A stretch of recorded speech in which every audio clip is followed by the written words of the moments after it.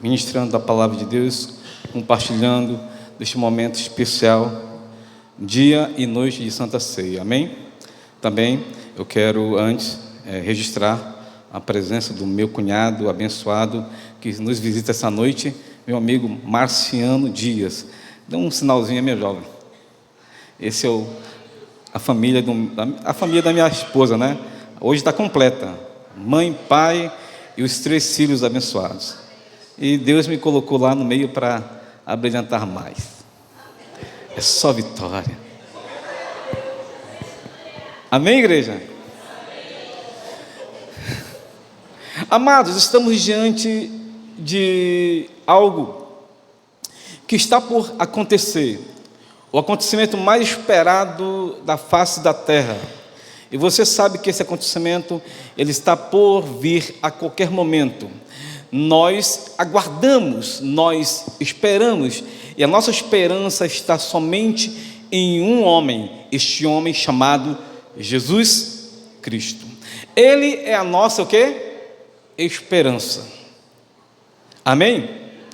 Quando Tito fala sobre isso, sabendo que Tito, poucos leem o livro de Tito, poucos falam desse homem, mas ele foi um grande homem doutrinado por Paulo. Tito é de origem grega. Tito foi um dos homens que com certeza fez parte da primeira igreja primitiva, a igreja que começou através dos discípulos, dos apóstolos, tudinho. Então a Bíblia conta que Tito foi um grande cooperador na obra de Deus. Obrigado. Foi um grande cooperador na obra de Deus, grande homem que ajudou a igreja primitiva a crescer e a chegar até nós. Amém? Então, esses homens são chamados de pioneiros, os que desbravadores, que começaram tudo lá atrás e chegamos até hoje. Eles começaram a ler, a pregar e não ter barreiras para ele, porque a palavra de Deus, amados, ela não há barreiras, não há empecilho. Quem quer falar de Deus, quem quer falar do amor de Deus, quem quer pregar o evangelho, ele sabe, se quiser, não encontra empecilho, amém? Mas ele vai apenas encontrar o quê? Mais vontade de levar esta palavra. Se a palavra genuína, ela for pregada, ela transforma. Se ela for pregada ao pé da letra, como a luz da palavra fala, ela alcança pessoas. E nós estamos esta noite aqui porque fomos alcançados por esta palavra. Amém? Jesus um dia entrou no caminho de cada um aqui, assim como fez com Paulo na via de Damasco. Paulo queria perseguidor da igreja, queria matar os cristãos. Paulo queria ser aquele que fosse o herói dos hebreus, dos judeus, dos gregos, para acabar com o cristianismo, mas não. Quando ele se encontrou com Cristo na estrada de Damasco, a sua vida já não foi mais a mesma, foi mudada totalmente, porque quem tem um encontro com Jesus nunca será a mesma pessoa, e jamais será. Agora, só continua a mesma pessoa se não deixar Jesus mudar a sua vida. Amém? A minha esperança, amados, é que em pouco tempo nossa igreja será arrebatada. Nós esperamos ansiosamente pela volta de Cristo. Estamos no meio do século 21 e já estamos preparando, o mundo se prepara para o século 22 e as coisas estão correndo aceleradamente rápido demais, uma redundância, né? Mas é assim mesmo que o mundo corre, tudo correndo, tudo assim para frente. Ontem era domingo, hoje já é domingo novamente e amanhã, e tudo corre para isso. Mas a igreja está o quê? Firme no seu Deus, preparada com o quê? Para subir para o céu. É esta a esperança que nós temos. Quando Tito fala isso, é nisso que ele fala, é nisso que ele se agarra, na esperança de que um Cristo, ele vai voltar para buscar um povo, que é um povo lavado e comprado no sangue de Jesus. Amém? Olha bem, a igreja de Jesus Cristo, ela não precisa, amados, de A e de nem B. A igreja do Senhor Jesus Cristo não precisa de certas coisas para alcançar o que quer. Você lembra muito bem que após a morte de Tiago, que foi levado à morte por causa de Herodes, para agradar o povo, Herodes leva Tiago para ser morto. Logo após ele prende quem? Ele prende a Pedro. para justamente querer agradar mais ainda. E Pedro ia ser morto, mas olha bem o que aconteceu. Olha bem, Pedro é morto, ele é colocado na prisão, no cárcere, e 4 homens, soldados pretorianos, guardam ele lá, e amarrado ainda no cárcere, Pedro não tem como fugir dali. Mas eu te digo uma coisa, quem foi que levou Pedro daquela prisão? Foi algum amigo do Senado? Foi algum amigo dos guardas pretorianos? Alguém chegou diante do prefeito, do governador da época e pediu um auxílio? Alguém chegou perto de um amigo, companheiro que morava no palácio ou vivia na corte, dizendo assim: ajuda a tirar Pedro de lá? Ninguém fez isso. A igreja fez o quê? Quando ela soube que Pedro foi preso, o que a igreja fez? Ela orou. Até hoje, amada igreja, o que sustenta esta igreja, a igreja de Jesus Cristo, é a oração. A igreja nunca precisou de nada, a não ser joelhos no pó. E quando a igreja orou, se prostrou diante de Deus, pela vida de Pedro, o que aconteceu? Quem foi lá foi o anjo do Senhor.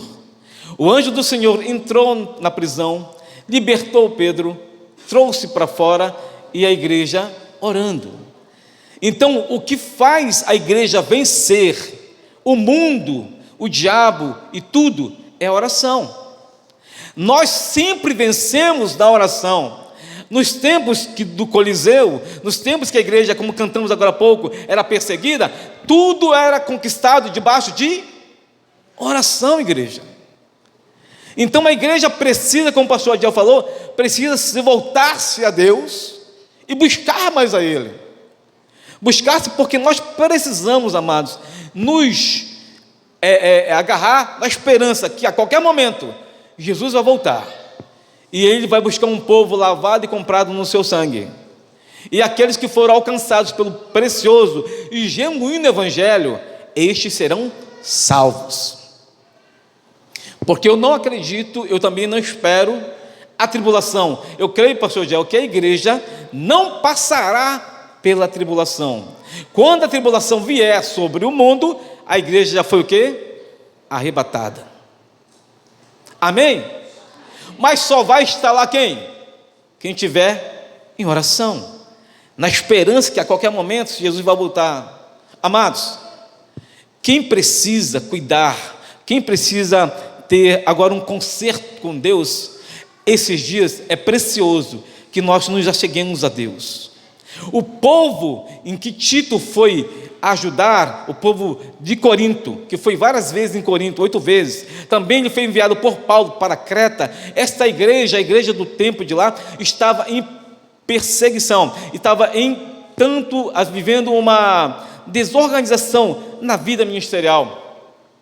Era crentes vivendo de qualquer forma, era crente se prostituindo, era crente fazendo a obra de Deus de qualquer forma. Então Tito vai para a igreja para fazer uma organização e fazer com que aqueles que querem fazer a obra de Deus com veemência, com mais intrepidez, estes serão chamados. Mas os que não querem compromisso nenhum com a obra, os que não querem ter nenhuma legalidade diante da Bíblia, mas querem viver uma vida dissoluta, uma vida de qualquer forma, uma vida conveniente, porque como eu falei, há muitas igrejas agora no mundo, no Brasil. Você vai em qualquer canto, há uma igreja, e tem igreja que prega o Evangelho, aquele que é conveniente, aquele que vai ouvir, para quê? Agradar o coração, para agradar a pessoa. Mas o evangelho genuíno que nós conhecemos é aquele que vai de encontro ao pecado, é aquele que vai de encontro à mentira. Ele não aceita a prostituição, ele não aceita a feitiçaria, ele não aceita a mentira, ele só aceita a verdade. É este evangelho que fere a muitos, porque ninguém quer ser combatido pelo evangelho. Jesus disse em Apocalipse capítulo 20, versículo 12: eis que estou à porta e bato, se alguém ouvir a minha voz e abrir a porta, eu entrarei em sua casa, cearei com ele e ele comigo. Só pode abrir a casa do seu coração aquele que tem liberdade, aquele que quer que Jesus entre para transformar. Jesus nunca será aquele que vai bater, arrombar a porta de ninguém. Ele nunca vai quebrar, ele nunca vai chegar pisando. Satanás é este homem, é este ser que chega pisando, quebrando o vidro, quebrando o aço, o ferro. Por quê? Ele não tem educação.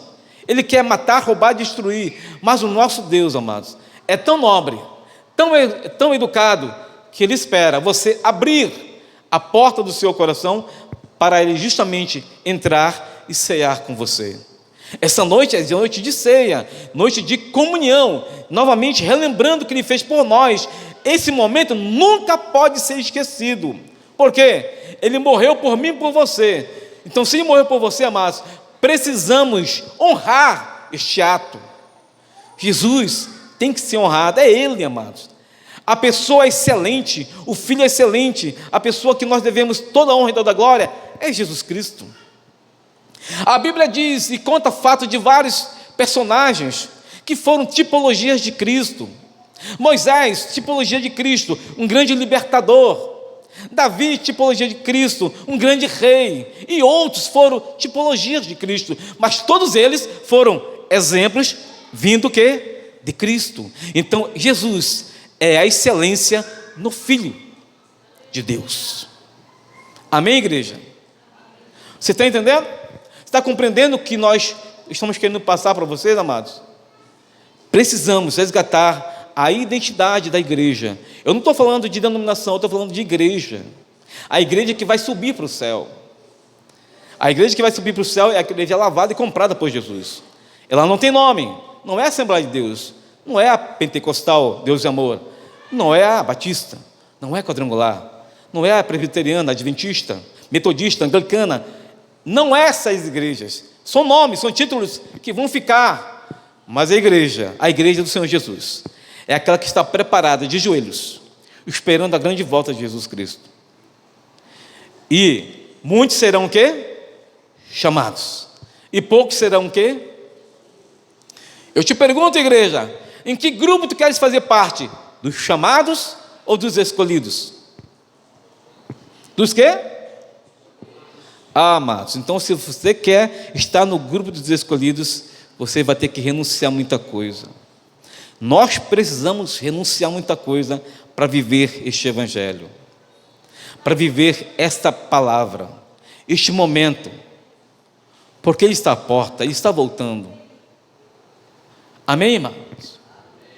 Já dizia Davi no Salmo 122, Salmo 119, versículo 11, escondi, ó Deus, a tua o quê? Palavra. Aonde? No meu coração. Para o quê? Você entendeu bem esse versículo? Esconder a palavra no coração, para o quê? Não pecar contra. Davi, um rapaz de 17 anos de idade, mas tinha uma intimidade com Deus tão grande, que mesmo com a sua idade, ele pensava assim: se a palavra, se o meu Deus estiver em mim, Ele me completa, e se Ele me completa, eu não tenho tempo para pecar. Dias de hoje, se nós estivermos com a palavra dentro do nosso coração, guardada na nossa mente, você não tem tempo para fofocar, você não tem tempo para quê? Fazer dissensões, você não tem tempo para ficar ouvindo, olhando para o irmão que vem com a roupa que vem, com o sapato que vem. Você não tem tempo para isso, porque a palavra te completa. Somente a palavra nos completa. Uma vez que nos completando, amados, você não tem tempo para fazer erros. E Davi disse assim, dessa forma, porque ele entendia: com a palavra de Deus na minha vida, eu vou esconder aqui dentro do meu coração, porque eu sei, se ela não estiver dentro do meu coração, eu posso ocupar a minha mente, o meu corpo, qualquer coisa, com o que vier.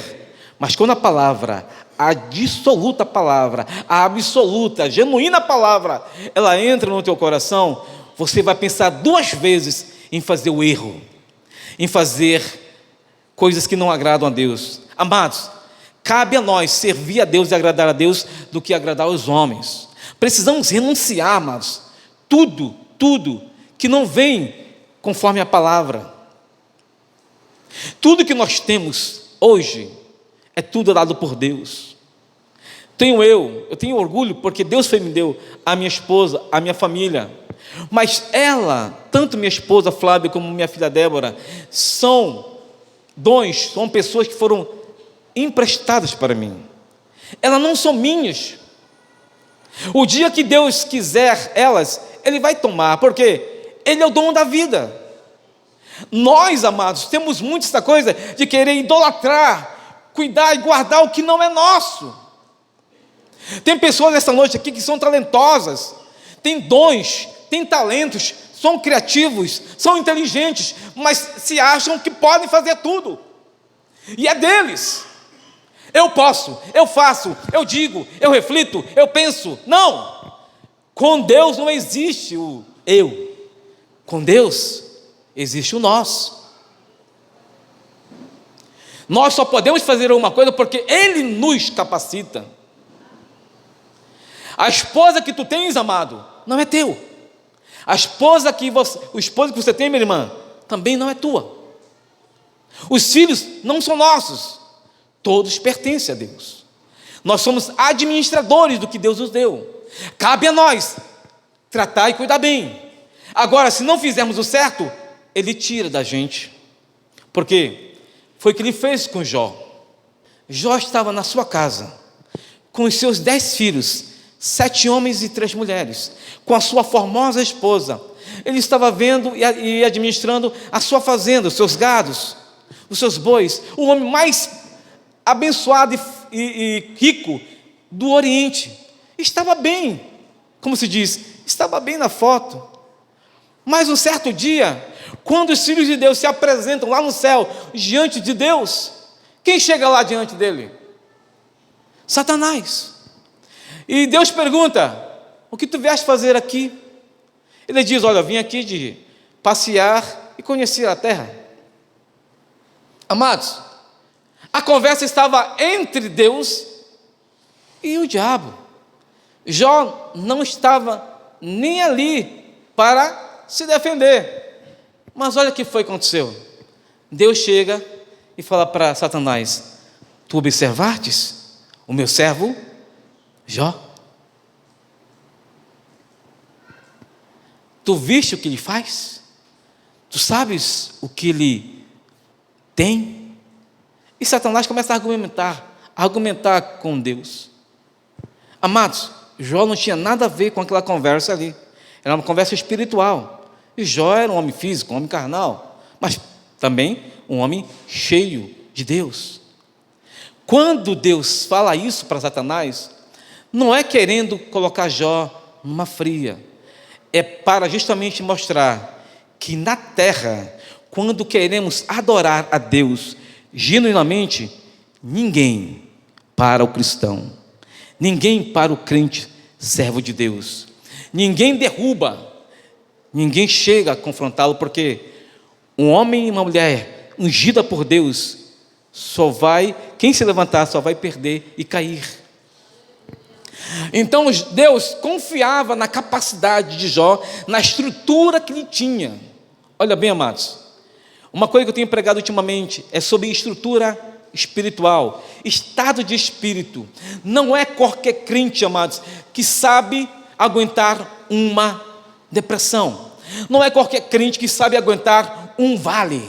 Não é qualquer crente que vai para o pó e vai para o deserto e fica lá aguentando. Não é qualquer crente. Deus só coloca crentes que sabem e tem estrutura para aguentar até o fim. Essa estrutura só é adquirida com vida com Deus, amados, com vida no altar. Amém? Essa estrutura só aguenta essas coisas quem tem vida com Deus. Quem não tem vida com Deus vai logo sair de reta. Por quê? Não consegue, não tem suporte. Tudo, qualquer coisa o desanima. E Deus confiava: Jó vai passar por isso, mas eu sei que lá na frente ele será o quê? Exaltado, porque eu sou com ele. O problema não é passar pela luta sozinho, o vale sozinho. A questão é, se eu estiver no vale, Ele estando comigo, eu estou bem. Se eu estiver na cova como estava Daniel, se Deus estava com ele, Daniel estava bem. Não sei qual é a sua luta, não sei qual é o seu problema, qual é a fase que você está passando mal, mas uma coisa é certa: Deus está contigo. Ele estando contigo, você está bem. Porque depois do deserto vem a grande vitória. E a vida do crente, quando eu falo assim que é só vitória, pastora Marta, é porque às vezes as pessoas não entendem que eu já estou falando do futuro. Quando nós aceitamos Jesus, a Bíblia diz que o nosso nome é escrito onde? No livro da vida. Olha bem, no livro da vida. Então quer dizer que o meu nome já está na lista para a grande bodas do Cordeiro, sim ou não?